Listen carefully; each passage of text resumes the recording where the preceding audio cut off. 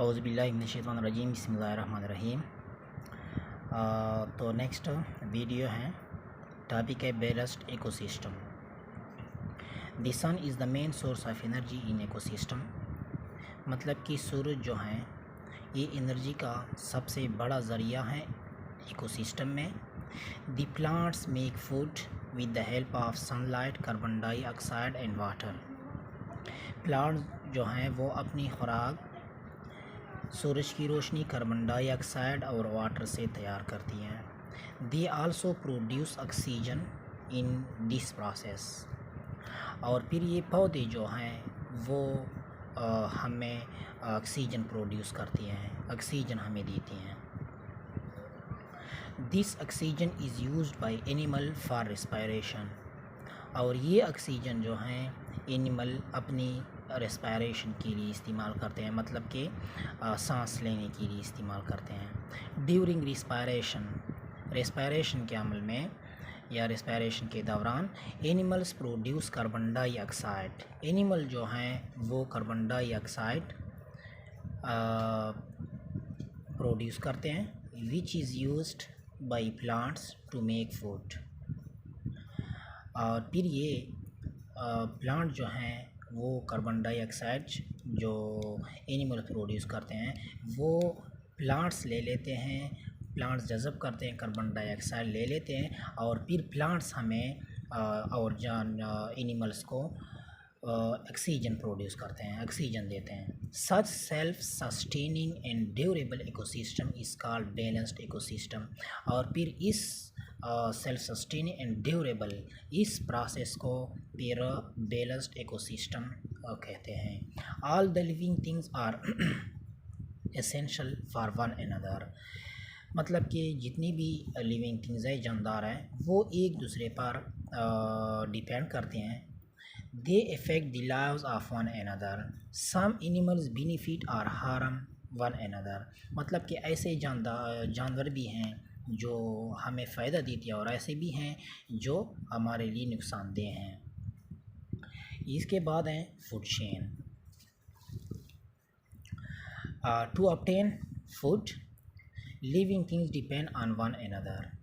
अपनी खुराक हासिल करने के लिए लिविंग थिंग्स जो हैं वो एक दूसरे पर डिपेंड करते हैं। Plants make food with the help of sunlight and water. ऊपर भी पढ़ा है कि पौधे जो हैं वो अपनी खुराक सूरज की रोशनी और वाटर की मदद से हासिल करते हैं। The animals which eat plants, ये इम्पॉर्टेंट डिफिनीशन है हर्बीवोरस का।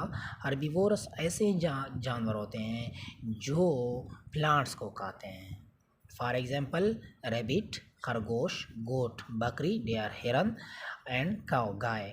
ये ऐसे जानवर हैं जो पौधों को खाते हैं। ऐसे जानवर जो पौधों को खाते हैं हर्बीवोरस कहलाते हैं। ये डिफिनीशन है, बहुत इंपॉर्टेंट है। The animals which eat other animals are called carnivorous. और ये नेक्स्ट डिफिनीशन है, ये कार्निवोरस का है, ये बहुत इंपॉर्टेंट है। मतलब कि ऐसे जानवर जो दूसरे जानवरों को खाने के लिए इस्तेमाल, मतलब कि दूसरे जानवर खाते हैं, ऐसे जानवरों को कार्निवोरस कहते हैं। फॉर एग्जांपल मिसाल के तौर पर लायन जो हैं, शेर, टाइगर, चीता, क्रोकोडाइल, मतलब कि मगरमच्छ एंड शार्क समंदर में एक बहुत बड़ी मछली होती हैं। ये सब एग्जांपल हैं किसके, कार्निवोरस के। इसके बाद हैं omnivorous, ये बहुत इंपॉर्टेंट हैं। The animals which eat both plants and animal are called omnivorous। मतलब कि ऐसे जानवर जो पौधे और जानवर दोनों को खाते हैं, ऐसे जानवरों को omnivorous कहते हैं। फॉर एग्जांपल मैन, हम भी तो दोनों इस्तेमाल करते हैं, दोनों खाते हैं, मतलब कि पौधे भी खाते हैं और जानवर भी खाते हैं, गोश्त भी खाते हैं। तो ऐसे तो हम भी किस में आते हैं, omnivorous में आते हैं। बियर, बर्ड्स एंड काऊ, ये सब किसके एग्जांपल हैं, omnivorous। ये नीचे देखें, ये कार्निवोरस के हैं, ये हर्बीवोरस के हैं ये, और ये omnivorous के हैं। मतलब कि चीता कार्निवोरस, मतलब कि ये गोश्त खाते हैं। ईगल, उकाब, मगरमच्छ, शार्क, और ये जो मतलब कि मकड़ी, जो जाला बनाती हैं। इसके बाद जो हैं हर्बीवोरस, ज़ेब्रा, गाय, बकरी, ज़राफ़ा, खरगोश, ये हर्बीवोरस हैं, मतलब कि ये सिर्फ पौधे खाते हैं, सब्ज़ पौधे या पत्ते खाते हैं। इसके बाद ओमनिवोरस, इसमें हम इंसान, गुलहरी, ये रीछ, ये कौवा, लोमड़ी, मुर्गी वग़ैरह वग़ैरह, ये सब किसके एग्जांपल है? ये ओमनिवोरस, मतलब कि ये दोनों खाते हैं, गोश्त भी खाते हैं और साथ साथ पौधे भी खाते हैं, तो ऐसे तो उसको ओमनिवोरस कहते हैं। इसके बाद है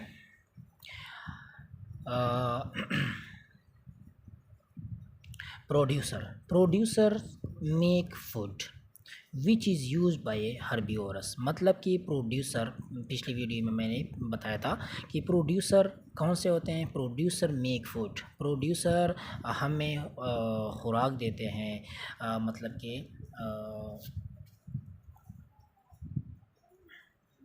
अच्छा देखें, प्रोड्यूसर्स मेक फूड, प्रोड्यूसर खुराक तैयार करते हैं, which is use by herbivorous, फिर वो क्या करते हैं? हर्बीवोरस इस्तेमाल करते हैं। The herbivorous are eaten by carnivorous, और फिर ये हर्बीवोरस जो हैं वो कार्निवोरस खा लेते हैं।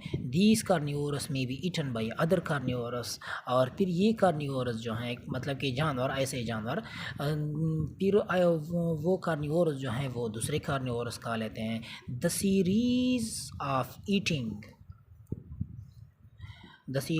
of eating and being eaten in ecosystem is called food chain, ये फूड चेन का डिफिनीशन है। मतलब कि एक ऐसा सीरीज़, जैसे कि अभी इस एग्जांपल में बताया है कि ऐसे फ़र्ज़ करें आप प्रोड्यूसर ले लें, प्रोड्यूसर फूड चेन जो स्टार्ट होगा, ये पॉइंट आप नोट कर लें। प्रोड्यूसर ज़रूर मतलब कि ग्रास, पौधे, इससे स्टार्ट होगा, ठीक है। फिर वो हर्बीवोरस खा लेंगे, फिर हर्बीवोरस जो हैं वो कार्निवोरस खा लेंगे, और फिर वो कार्निवोरस जो हैं वो दूसरे कार्निवोरस, इसी तरह ये एक सिस्टम बन जाता है, चेन बन जाता है, और फिर इसको फूड चेन का नाम दिया है।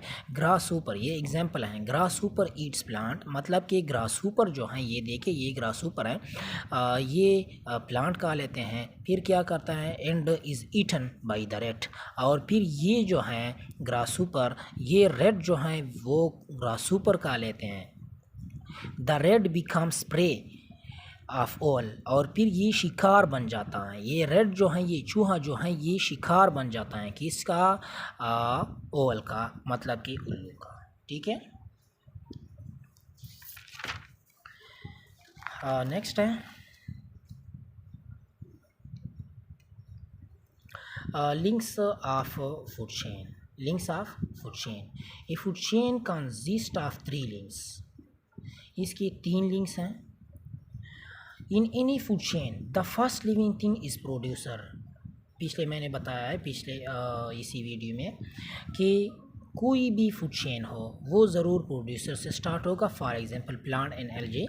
The second main link is the herbivorous, इसके बाद फिर हर्बीवोरस से स्टार्ट होगा। Herbivorous animal, for example rat, zebra and goat. The third main link is a carnivorous, for example lion, fox and snake. मतलब कि फूड चेन की 3 steps हैं, 3 links हैं। इसमें पहला जो आएगा वो ज़रूर प्रोड्यूसर होगा, मतलब कि प्लांट्स होंगे। इसके बाद जो हैं वो कार्निवोरस, वो हर्बीवोरस होंगे, ठीक है। और फिर इसके बाद जो हैं, इसके बाद कार्निवोरस आएंगे, और फिर इसी तरह एक पिछले मैंने बताया कि फूड चेन बन जाता है, और ये इसके इम्पॉर्टेंट 3 लिंक्स हैं। इसके बाद जो हैं प्रीडेटर मतलब कि प्रीडेटर मीन शिकारी, और प्रे शिकार। देखें रिलेशनशिप, इसके दरमियान जो रिलेशन हैं, ताल्लुक़ हैं, वो डिस्कस कर लेते हैं। तो देखें,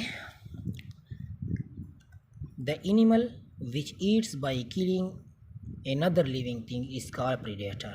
For example मतलब कि ऐसे जानवर जो दूसरे जानवरों को मार कर खाते हैं, ऐसे जानवरों को प्रीडेटर कहते हैं। For example lion, tiger, shark and lizard, ये सब एग्जांपल हैं किसके? प्रीडेटर के, मतलब कि शिकारी हैं। The living things which is killed and eaten by the predator is called.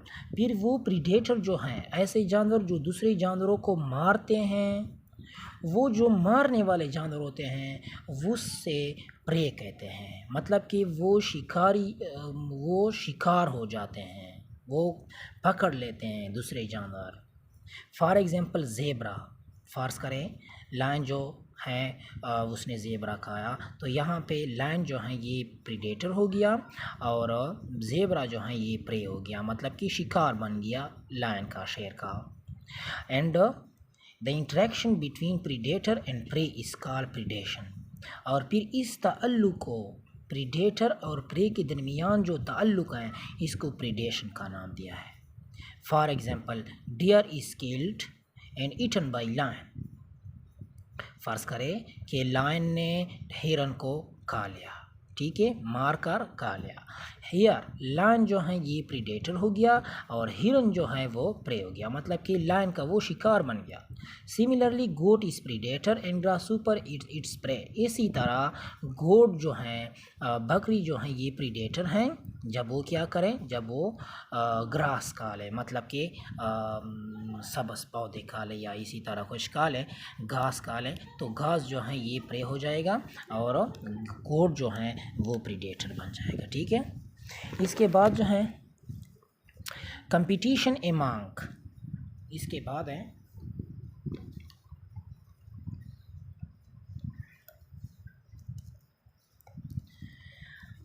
देखें competition among organism. All the organism, मतलब कि जो जानदार होते हैं उनके आपस में कंपटीशन होती हैं, जिस तरह हमारे दरमियान जो कंपटीशन चलती हैं इसी तरह जानवरों में भी होती हैं। तो इसके मुताबिक all the organism living in ecosystem depend on the resources which are available in that area. मतलब कि एक एरिया में जो रिसोर्सेज लिमिटेड, मतलब कि जो रिसोर्सेज होती हैं खाने की, उस पर जो लिविंग थिंग्स हैं इकोसिस्टम में, वो जो रिसोर्सेज होती हैं खाने की उसी एरिया में, उस पर डिपेंड करती हैं। Every area can provide food and place to a limited number of living things. मतलब कि जो भी एरिया है वो प्रोवाइड करता है, खुराक प्रोवाइड करता है और जगह भी प्रोवाइड करती है limited number of living things. सबके लिए तो प्रोवाइड नहीं कर सकती, लेकिन लिमिटेड नंबर मतलब कि महदूद तादाद लिविंग थिंग्स के लिए प्रोवाइड करती हैं। फिर क्या करते हैं, the limited resources in ecosystem compel the living things. फिर कंपेल मतलब कि मजबूर करती हैं। फिर ये लिमिटेड रिसोर्सेज जो हैं, ये महदूद रिसोर्सेज ज़राए जो हैं, फिर इकोसिस्टम में लिविंग थिंग्स को मजबूर करती हैं टू कम्पीट, कि वो मतलब कि वो मुकाबला करें फॉर फूड एंड प्लेस, मतलब कि खुराक और जगह के लिए। फॉर एग्जांपल यहाँ पे एग्जांपल है, in the grassland all the herbivores compete for grass. Grassland में हर कोई ये चाहता है, हर्बिवोरस हर कोई ये चाहता है कि वो घास खा ले, ठीक है। हर्बिवोरस मतलब ऐसे जानवर जो सिर्फ पौधे को खाते हैं। फिर ग्रासलैंड में हर जानवर यही चाहता है कि मैं घास खा लूँ, ठीक है। इसके लिए फिर लड़ते हैं। फिर जो ताकतवर होता है फिर घास वो खा लेते हैं, जब उनके पास लिमिटेड रिसोर्सेज हो, मतलब कि खाने की सिर्फ यही हो, ठीक है। इसके बाद जो है impact of human action on food chain in ecosystem. Human इंसान का जो फूड चेन पर इकोसिस्टम में जो असरात होते हैं उसके बारे में है। इन द एंशिएंट टाइम, कदीम ज़माने में human action had little impact on the environment. कदीम ज़माने में इंसान जो हैं वो इन्वायरमेंट पर इतना असरानंदाज नहीं होते हैं जो जिस तरह आजकल है। Nowadays there are very visible impact of human being environment ना, आजकल जो हैं वो ह्यूमन माहौल पर बहुत ज़्यादा असरअंदाज होते हैं। After the increase in the population, जब आबादी बढ़ती है फिर उसके बाद ह्यूमन इस्टेब्लिश मीन्स कायम करती हैं। क्या कायम करती हैं? सिटीज़, वो शहर, मतलब कि वो शहरों में चलती हैं, शहरों में चलते हैं, शहरों में रह रहे होते हैं। For this purpose they cut for, और फिर इसके लिए दे कट फॉरेस्ट। पॉपुलेशन जब ज़्यादा हो जाए तो ज़ाहिरी बात है उनके लिए रहने की जगह नहीं होते हैं, तो मजबूरी से वो फॉरेस्ट को काट लेंगे। फॉरेस्ट मतलब कि जंगलात। बिल्ड रोड्स भी बनाएंगे, एंड फैक्ट्रीज भी कंस्ट्रक्ट करेंगे, मतलब कि तामीर करेंगे। These action polluted the environment and water resources. ठीक है, ये अमल पालूट करती है, मतलब कि आलूदा करती है इन्वायरमेंट एंड वाटर, इन्वायरमेंट माहौल और पानी के जो रिसोर्सेज होते हैं वो पालूट मतलब कि आलूदा करते हैं। Human beings did irreversible damage to the ecosystem of the land and ocean. इंसान जो हैं वो माहौल में और इकोसिस्टम में ऐसे इरिवर्सिबल मतलब कि वो नाकाबिले वापसी, ऐसे डैमेज मतलब कि ख़तरनाक चेंज करती हैं इकोसिस्टम में। The cutting of forest destroyed the habitats of wild life. जिस तरह ये इम्पॉर्टेंट है, देखें। द कटिंग ऑफ फॉरेस्ट मतलब इंसान जब फॉरेस्ट को, जंगलात को काट लेते हैं तो क्या करता है? डिस्ट्रॉयड मतलब कि तबाह करता है। हैबिटेट्स ऑफ वाइल्ड लाइफ, जंगली जानवरों की जो मस्कनगाहें होती हैं वो क्या करते हैं? वो तबाह हो जाती हैं। Human beings also started unnecessary hunting of animals. फिर क्या करते हैं? ह्यूमन बीइंग्स आल्सो स्टार्टेड, इंसान जो हैं वो दूसरे जानवरों को बग़ैर वजह के क्या मतलब कि उसकी ज़रूरत भी ना हो फिर भी वो जो काट ले, मतलब कि शिकार करते हैं उसका। तो इस वजह से भी because of all such activities of human beings many wild organism have become extinct. ये देखें यहाँ पे एक्सटिंक्ट मतलब कि ख़त्म, बिल्कुल ख़त्म, और ये इंडेंजर मतलब कि ख़त्म होने के करीब। जब इंसान माहौल इकोसिस्टम में और फिर ये जो है जंगलात काट लेते हैं, फिर इसके साथ जो वाइल्ड लाइफ की जो मस्कनगाहें होती हैं वो तबाह हो जाती हैं। और फिर जब इंसान बग़ैर वजह के, बग़ैर मतलब कि ज़रूरत के बग़ैर जब वो हंटिंग करते हैं, शिकार करते हैं एनिमल्स का, तो फिर इस वजह से, इन सरगर्मियों की वजह से ऐसे जानवर होते हैं जो बिल्कुल ख़त्म हो जाते हैं। जिस तरह मैं आपको एग्ज़ाम्पल दे दूँ, जिस तरह आपके पास मगरमच्छ, तो मगरमच्छ जो हैं वो बिल्कुल इस दुनिया से ख़त्म हो गया है। And other have become endangered, और अदर जो हैं वो ख़त्म होने के करीब हैं। ठीक है, जिस तरह मारखोर है वो बिल्कुल ख़त्म होने के करीब हैं। इसके बाद जो है role of human to save the ecosystem. हमें क्या करना चाहिए कि हम इकोसिस्टम को बचा लें। Human have done irreversible damage to the environment but they are trying to save the ecosystem as well। इंसान जब माहौल को ऐसे इरिवर्सिबल डैमेज देते हैं जिस तरह ऊपर मैंने बताया, लेकिन वो नहीं चाहता, वो इसके लिए कोशिश भी करते हैं कि वो इकोसिस्टम को बचा लें। Do you know what they are doing?